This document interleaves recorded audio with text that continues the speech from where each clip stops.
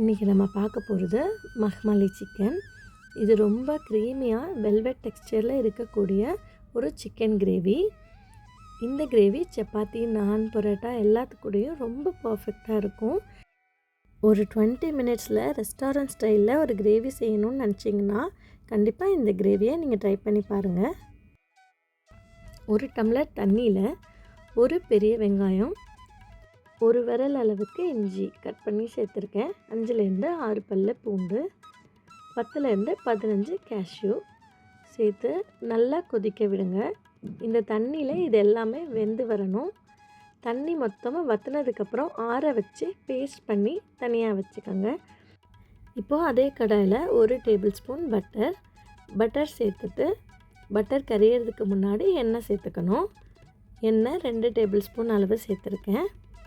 பட்டை ஒரு சின்ன துண்டு, கொஞ்சமாக ஜாதி பத்திரி, கருப்பு ஏலக்காய் 1, 5 பச்சை ஏலக்காய், கொஞ்சம் கல்பாசி, 4 கிராம்பு, 1 பிரியாணி இலை. சப்போஸ் இத்தனை ஐட்டம் இல்லைன்னா கூட நீங்கள் இருக்கிறத சேர்த்துக்கலாம். 2 பச்சை மிளகா, இதை ஸ்கிப் பண்ணாமல் சேர்த்துக்கோங்க. இதில் எந்த காரமும் வராது. ஆனால் இந்த கிரேவிக்கு ரொம்ப ஃப்ளேவர் கொடுக்கும் இந்த பச்சை மிளகாய் எண்ணெயில் சேர்த்துக்கிறது. நான் இன்றைக்கி 1/2 கிலோ அளவுக்கு போன்லெஸ் சிக்கன் எடுத்திருக்கேன். நீங்கள் எந்த பீசஸ் வேணால் எடுத்துக்கலாம். இதே எண்ணெயிலேயே மீடியம் ஃப்ளேமில் வச்சு நல்லா ரோஸ்ட் பண்ணுங்கள். சிக்கனை போட்ட உடனே திருப்பி விடாதீங்க, அது கீழே கொஞ்சம் ஒட்டிக்கும். இப்போது நல்லா பாதி குக் ஆனதுக்கு அப்புறமா நம்ம மசாலா சேர்க்கணும். இப்போது தேவையான அளவு உப்பு சேர்த்துக்கோங்க. உப்பு சிக்கனுக்கு மட்டும் சேர்த்துக்கோங்க. 1/2 ஸ்பூன் அளவுக்கு மஞ்சள் தூள், 1 டேபிள் ஸ்பூன் அளவுக்கு கரம் மசாலா, 1 டேபிள் ஸ்பூன் ஃப்ரெஷ்ஷான பெப்பர் சேர்த்துக்கோங்க. சிக்கன் நல்லா ரோஸ்ட் ஆகணும் அந்த ஆயிலில் மசாலாவோடு சேர்த்து.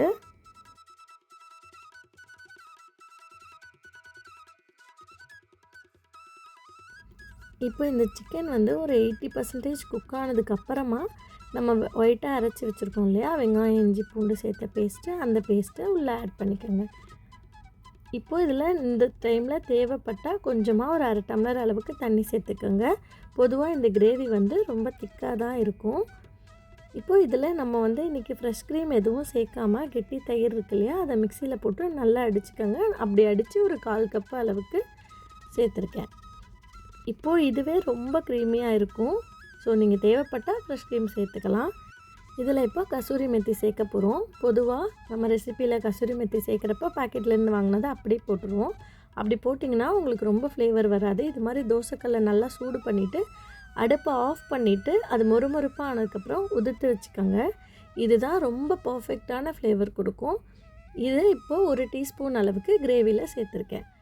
இப்போ அடுப்பை ஆஃப் பண்ணிவிட்டு ஒரு 2 நிமிஷம் விட்டிங்கன்னா உங்களுக்கு கலரே நல்லா சேஞ்ச் ஆகியிருக்கும். இப்போது இந்த கிரேவி ரொம்ப திக் அண்ட் க்ரீமியாக சூப்பராக இருக்கும். இந்த கிரேவி சப்பாத்தி, பரோட்டா எல்லாத்துக்கூடயும் ரொம்ப பர்ஃபெக்டாக இருக்கும். ஈவன் நீங்கள் ஒயிட் ரைஸ், புலாவ் அந்த மாதிரி கூட சைட் டிஷ்ஷாக வச்சு ட்ரை பண்ணலாம். இதே மெஷர்மெண்ட்டில் கண்டிப்பாக ட்ரை பண்ணி பாருங்கள்.